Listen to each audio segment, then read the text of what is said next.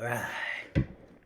Hey, welcome back everybody to Game 2 between RNG and FPX. This is a rematch of the Spring LPL Playoffs Grand Finals. And as we all know, RNG coming out on top of that series.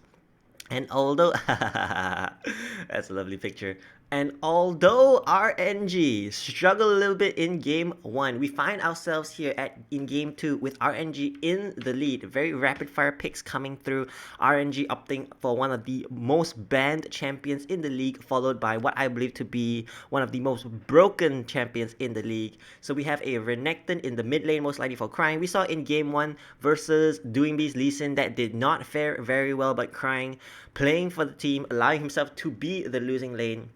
And once again, surprisingly, FPX actually allowing Gwen on to RNG. We saw Xiaohu very apt with that champion. In fact, I think is one of his most played this split.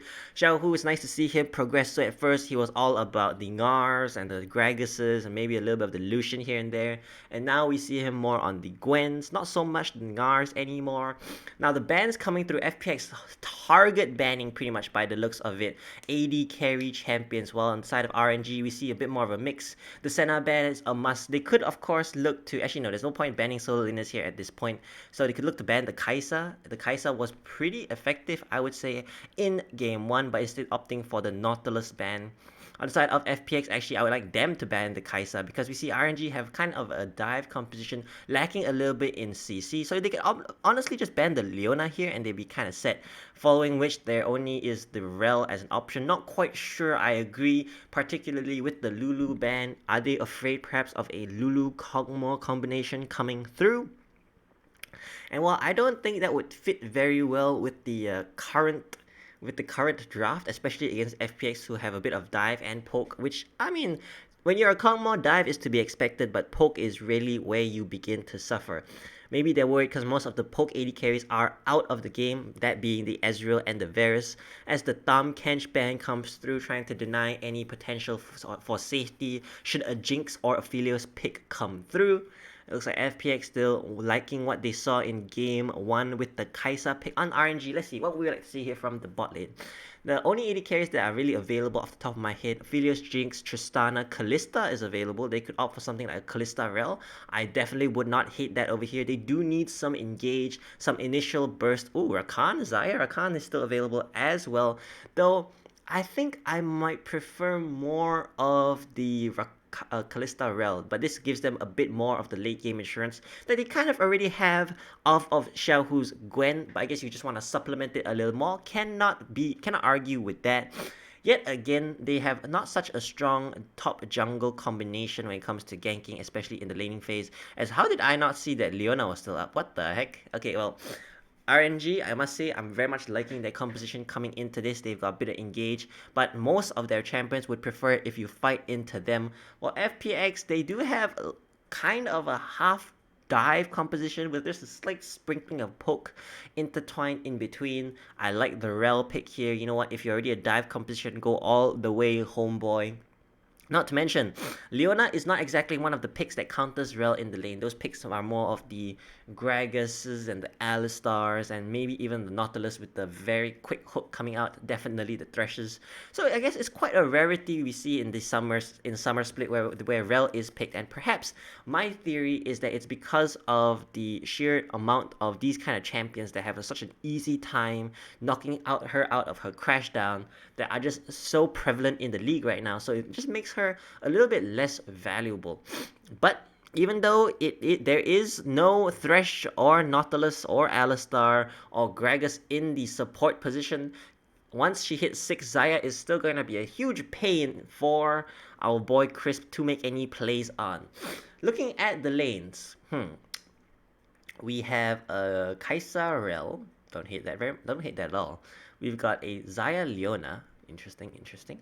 Not quite sure how the lane is going to go. I do think Kai'Sa's going to have the priority or the ability to dictate priority for the most part with her Icathian Rain, as well as the fact that even though the Lance Jab doesn't do too much damage, it still does a little bit and can be used on the wave to push pretty much most of it. Meanwhile, on the side of RNG, Zaya is a huge wave clearing monster. True, but not so much in the early game. Lee Sin versus Renekton, we saw how that went in game 1 pretty heavily in favor of the Lee Sin, but there's a new matchup up in the top side with the Jace instead of the Set in game 2. In game 1, Nuguri really not having a good time at all versus the Gwen, getting absolutely chopped down to size. Snip here, snip there. And looking at the runes, nothing too surprising coming out from either team or player. Nope. Nothing too interesting at all. All pretty much the same. It looks like Hex Flash is still not allowed into the game, which I think is to the utter shock of every single support, because no support really. I mean, okay, no support is used to play Enchanter supports, I think, at this point in time in the LPL, but no one really wants to either, because Enchanter supports can be a little bit boring. It looks like a bit of an engage coming up from the top side, a regular 3v3, which is supplemented by the other members of the team as To The Skies comes down. Nuguri just taking this opportunity to chunk out his laner a little bit, but it looks like the initial harass for either team is not enough to trigger a response, which results in a recall. So, some of our darling legends are going to be hopping into their lanes at a bit of a HP disadvantage, as Doinb still playing goalkeeper, but Crying still managing to sneak through. Project Crocodile is in. Oh, it's not even Project, sorry. Agent Crocodile is in, and he does manage to spot Tian starting out his Raptors. Don't expect very much counter jungling to come in. Level 1 wise, both teams are pretty even, not very strong, as Xiaohu just trying to do some level 1 cheese. Gwen's level 1, of course, is exceptionally strong. And Nuguri, realizing that there's probably a Gwen sitting in that bush, not wanting to step forth. But now off of where he emerges, it's probably highly likely that FPX know exactly where Wei started his jungle in the bot side. A little bit of harass here and there as LWX attempts to push in the wave, trying to rush to level 2 as quick as possible. Very much in the lead as Xiaohu, flashing in and securing himself the last auto attack, was securing himself the first blood. I can tell that he did not expect to do that much damage as he uses the second last auto attack, backs off, and then realizes, wait a second, I can get this, and he flashes in. Nuguri, not respecting or expecting the sheer damage output either, I believe, as he had his flash available, did not opt to use it. Now, Tian, interestingly enough, with a 3-clamp clear into a recall. Now, not sure what he picked up just yet, but it is definitely an interesting choice. Of course, like I said, he's in no fear of getting counter jungled, given just that his bot lane has perma prio for now, at least until Gala gets some items.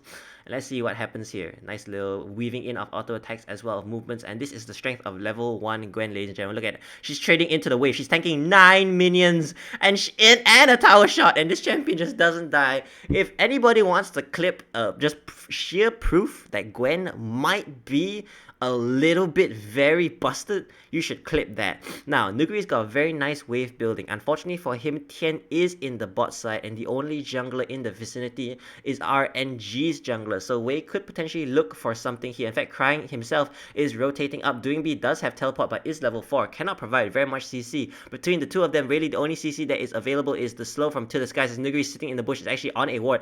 Does have flash, however. Crying slices through the mini wave, and Nuguri To The Skies trying to jump away from Crying, eventually using his flash, and I guess that's all RNG really wanted from this exchange. Doinb in return is making a roam down towards bot side. We see some cross-map plays being made here. All the summoner spells are available. Heal instead of cleanse in this situation, as in comes Tian as well. Safeguard used to close the gaps. Only 3 minions. They're on a timer as the teleport is coming in. That is Crying as the track repel comes through. Crisp is going to be traded forward. Another teleport comes in. All the minions are going to die eventually, as Crying helping to clear out the waves. Support for a AD carry. Overall, I think FPX are quite happy with that trade, as are RNG. A 1-for-1 with a 4-man committal from FPX, but only a 3-man committal on the side of RNG. Mid-wave doesn't even get crashed, as Wei manages to pick all of it up. Overall, nice blow for blow coming in for each team. Definitely RNG coming out on top, as the gold lead does reflect. Nuguri is not having the time of his life. Honestly, seemingly struggling against Xiaohu. Xiaohu, the new entrant into the top lane, is having the time of his life by the looks of it, all things considered. Crisp, a level 3 roam towards top lane. I think he might be baiting Nuguri into his death here, as Wei is making his way up the river. Ming is coming from the base as well. Chris does need to be careful, as Crying has just been intercepted by Tian. It looks like no further action will unfold over here. Eh, nice little break can be taken. 5 minutes into the game, Tian and Chris skirting the edges, expecting something to occur. Ming is in the river, but for the most part, Wei is by himself up here in the jungle as he hops over the wall. Chris kind of expecting something, I think, as he was just camping the bush. Is still level 3, as is Ming. Some early game rotations coming in from the supports. This is very Dota-esque, I suppose. Though don't quote me because I don't actually play the game, though it is a huge blast to watch. Truth be told, truth be told.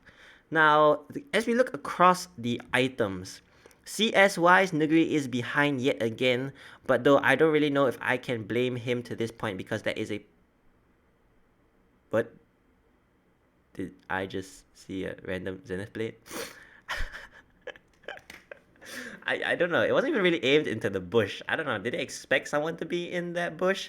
As after perhaps what feels like a decade and a half, a century and some change, the supports are finally heading back towards bot side after just non-effect. I mean, roams up towards the top lane without really any rewards, any return on investment. In fact, FPX look like they're making a play towards bot side now, but there are 10,000 pings going down as Dragon seems to be the objective in their sights. Crisp is ahead in levels. Having the initial row means that he does manage to get back to lane quicker. LWX strutting onto that ward. And so far, both the junglers quite late on their level 6. Now only Wei just barely picking it up. Tian is still not level 6 as Dominus jumps in, but a flash away from LWX. Crying actually in the midst of it, tanking up so much HP as the Flame Spitter comes through. RNG utterly decimating FPX, and the game is off to an awful start for FPX as out of the chaos emerges an RNG with a lead despite losing Dragon a 3-for-1 trade, Crying without even a stride breaker or a gore drinker, able to sustain so much with his Cull the Meek. Yeah, with his Cull the Meek, and Wei with his Flame Splitter utterly ignored in that fight, is able to burn the rest of FPX to a crisp, but he's stepping up too far. Doing B doesn't have his ultimate available, while one Sonic Wave is all it will take. Crying is in the area, however, will be able to tank up that Sonic Wave and save his jungler. Playing a little bit dangerously there was Wave, but now Crisp at level 4 is going to turn the corner into Crying. Not sure if he spotted out that control ward. Rift Herald is spawning in 30 seconds time, but both supports, due to the amount of roaming that has unfolded, have actually got nowhere closer to level 6 in the past 2 minutes, close to 3 at this point, as a very interesting and I would say kind of greedy buy coming out from LWX, having just purchased his Cull at 89 stacks right now. I guess he doesn't expect too much to happen up until the mid game. Now let's see what unfolds here. Equalizer was used on the Dragon, which is a shame because it will be huge in this low choke point here. Crying jumps in, manages to get a stun out on to Crisp, and then somehow the damage just comes through. In fact, I think Doing B kind of assisted RNG a little bit there, kicking a Flame Spitted way into his AD carry, support, and jungler, giving them a good old roast and toast. And because of that, due to the lead that RNG have acquired for themselves, they're able to secure the Rift Herald. But FPX, good cross-map plays being made, zoning Gala away from this magnificently ginormous wave. And it looks like he will only be able to return now that Wei is coming towards the bot lane. Meanwhile, in the mid lane, Doing B and Crying, tussling it out as in comes the Moonfall. Out goes the Crocodile as a 300 gold shutdown goes in favor of FPX. Will he be able to make a play down here? Doesn't look like Wei is particularly interested. Ultimate was used as Xiaohu trading yet again onto Nuguri. Nuguri sidestepping away from the snip sit very nicely, forced to flash away from the last part of the ultimate. Don't think you ever want to be in melee range of a Gwen. The burst will never be there, especially with a tier and no other item to boot. Nuguri try as he may. Xiaohu just seems like a tower that you cannot scale at this point in time. Your Vesuvius, your Everest. In fact, a very killing intention is definitely permeating in the air. Xiaohu licking his lips, snipping his snips. And let's see what occurs right now. Nuguri, needs to be careful. Flash is available for Xiaohu. I bet you he's got Nuguri's flash timed as well. Now, Crying is making a rotation down towards bot side, as is Wei. Will they attempt a dive off of this 5 minion wave? Let's not forget that LWX does have some decent clear as well. Needs to be careful though. The short range is going to be abused as Xenoblade lands right after the feathers are recalled, but Ming stuck under tower is being ignited down. Tian is in the area. Wei is just behind. Teleport is coming down from Nuguri into his lane as Tian is forced to beat a hasty retreat. Still gets tagged up by the feathers, but it looks like nothing more will happen. The equalizer is still available. Wei, actually no, Wei used it, sorry, onto to Tien as he entered the lane. My apologies, ladies and gentlemen. And so far, RNG playing out the lanes a lot better than FPX, have the jungle rotations to boot as well as Doing B yet again the only member of his team to be ahead at this current point in time. In terms of gold, however, LWX is up there as well. Maybe it's the call, maybe it's the extra kill he has on top of Gala. And in the top lane, Nuguri falling down 400 gold as the first tower does go in favor of RNG. 10 minutes into the game, we have 8 kills already, resulting in RNG being just about 2,000 gold ahead of FPX. Not an insurmountable obstacle or mountain to climb, as Crying forced to pop dominance in lane out of fear of being doven under his tower. That's just how much how much Doing B can dictate the pace of this lane so far. Now, as we're allowed a moment of rest, 40 seconds before Dragon spawns, let's take a gander at, never mind, I was going to say let's take a gander at the items, but I suppose we're just going to give a quick moment in time to catch our breaths. At least because of the damage that Nuguri is doing, he has managed to pull the CS gap down to pretty much nothing, as we see what occurred for Crying to fear for his life. It looks like he is just wanting to threaten the fact that he cleared the wave. Crying is rotating down as RNG prepare themselves for a good old 1-3-1. Dragon is spawning in 10 seconds and FPX are the first ones on the scene. We'll be able to lay down some initial vision, a bit of a double control ward in that bush as Tien is just stalking and skulking. Does need to be careful, however, as Ming can engage upon him. The usual rivalry, the classic lore-filled rivalry between Diana and Leona in play. Everything in consideration, as RNG is a little bit late to this, can still opt to contest it. In fact, can still try and steal it with an equalizer or look for a fight, but Crying off of that recall doesn't look to be particularly interested in that ordeal. Ming is going to feast on a couple of control wards, as although Nuguri might not be having the time of his life in lane, let's not forget that because he is ranged and because he can harass Xiaohu, and Xiaohu cannot sustain unless he touches Nuguri, Xiaohu has been forced to go for a Seeker's Arm Guard for his first component item, which is actually pretty good because of the value the item gives is pretty low, as Equalizer is dropped onto Nuguri. Ming is behind him, he's stuck in a corner and really nowhere to go, as Wei does tank up a couple of tower shots, but looks like on the opposite side of the map, FPX already in motion, preparing to make a cross-map play yet again, preparing to invade and get as much vision as possible, as Crisp and Elderblacks make their way down towards the bot side as well. Crying yet again being the weakest member of his team, perhaps. Actually, not really. This time he's one of the strongest. Yeah, this time he is definitely one of the strongest. Actually, no, he's not. Wow. In terms of gold, he is the second last, only ahead of Ming.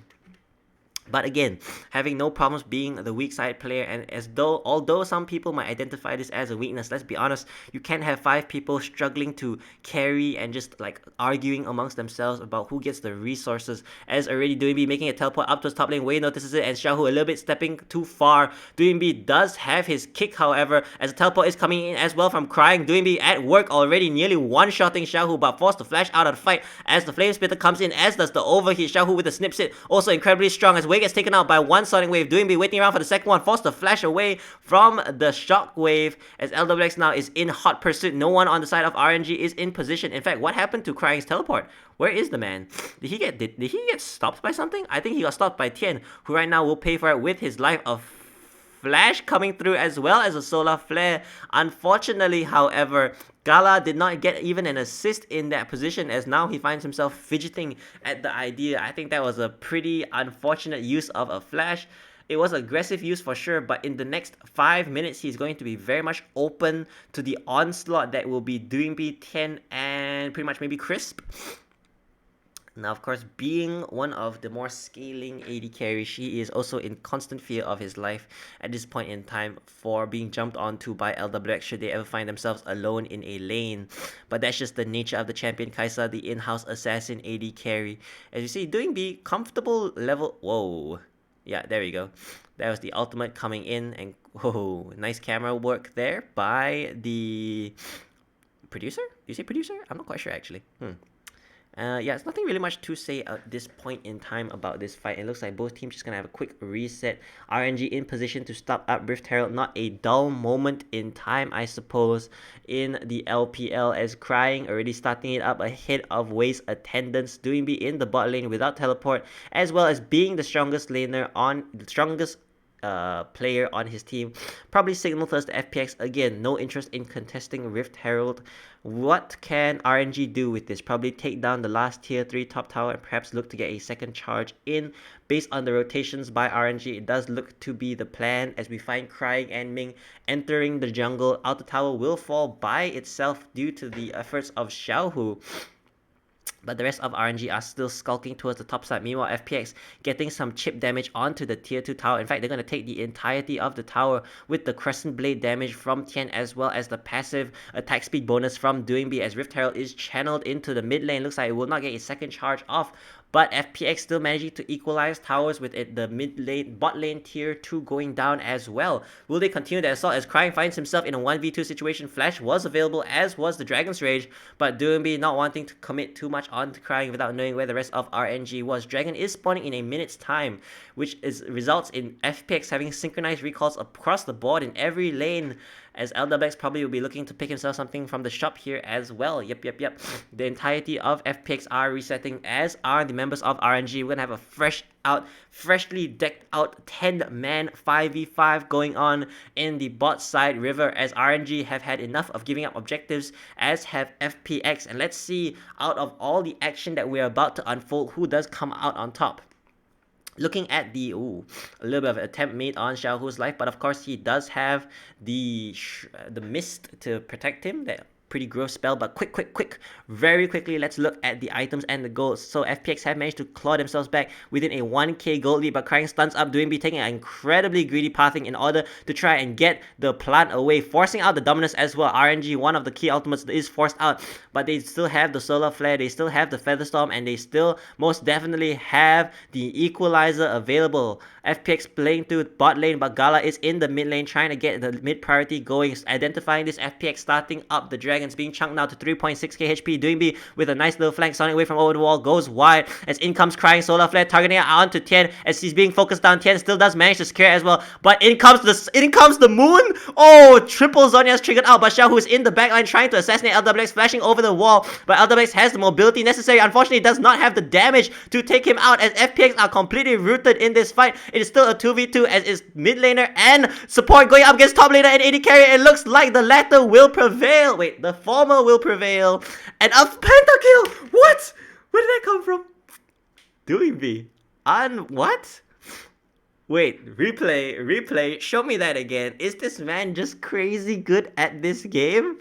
I have no idea what happened. LWX, to his credit, LWX kited out Xiaohu pretty fantastically, I think.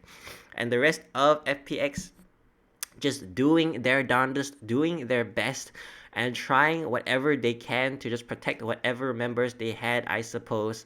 As we're not gonna get a replay, really? There's not gonna be any action for a while, I think. Come on, show us a replay. Give it to us. There we go. Alright, let's see what happens here. Crying jumping in on to Tian, trying to help him secure it, and a nice little equalizer. Actually, the equalizer goes wide. Chris jumps in comes Doing B, as wow, Wei just got bounced around by the Dragon's Rage, pulled in by the Moonfall as well. And then let's see what Doing B does here. So Doing B securing himself. Where are the kills coming in? Okay, so he's already killed 3 at this point. There we go. Okay, we saw this part, but how did he kill? Okay, Wei was kind of stuck in there. How did he kill Crying? Okay, Crying was kind of stuck in there as well. Okay. So it's pretty... It was a pretty... I mean, it was not a... Like, it did come out of nowhere. Did not expect that at all. Absolutely beautiful play. Fantastically done. I think this is the one and only Penta in the LPL right now, and I can collaborate that information. No, I can't. Should have prepared ahead of time, I suppose, with my stats sheet. Unfortunately, that was not the case. And now Doing B is only really at 3 items, so he does have the potential to get a little bit stronger. We'll have the option to go for the Rand wins as he did in game 1. But so far, there has been a bit of a difference already, opting for the stars in the third item as Crying is jumped onto now by both Nuguri and Tian. Equalizer is dropped in the choke point. Tian is kind of stuck out of there, but Doinbi teleporting in. He is the big monster. He is the boogeyman of RNG's dreams as he's just tanking up the damage. Solar Flare goes wide, nearly tagging out onto LWX, but in the front line, Wei is just trying to tank as much as he can. Chris gets taken down by Wei in the back lines. RNG are kiting back magnificently as in comes Xiaohu from over the wall, but Doinbi is still untouched. Could this be a second Penta? Looks like Doinbi is going to be taken down. Does need some mobility in order to get out of the fight, but Stairs comes in as well as the God Drinker. Gala tanking up. Oh my god, the crescent moon strike thingy, and looks like Xiaohu neared. Okay, I think that was a mistake, Xiaohu, as he just Zhonya's allowed Tian to get his cooldowns off. Wait, that was a huge mistake. That was a catastrophic mistake. Xiaohu should not have Zhonya's. The entirety of Tian's burst was already laid out onto him before he Zhonya's, so he really just allowed Tian to get his cooldowns off again.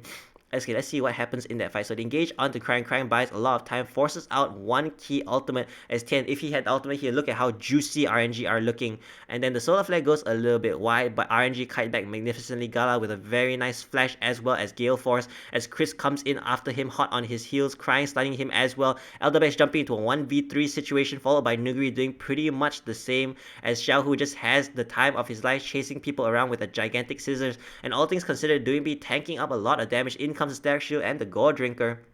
And look at that. Gala unfortunately taking one step forward, not expecting the... See, look, the entirety, the Q came down, E came down, the shield just faded over there off screen. And then yet again, we see another E, another Q, and then the enchanted auto attack, and the rest is history.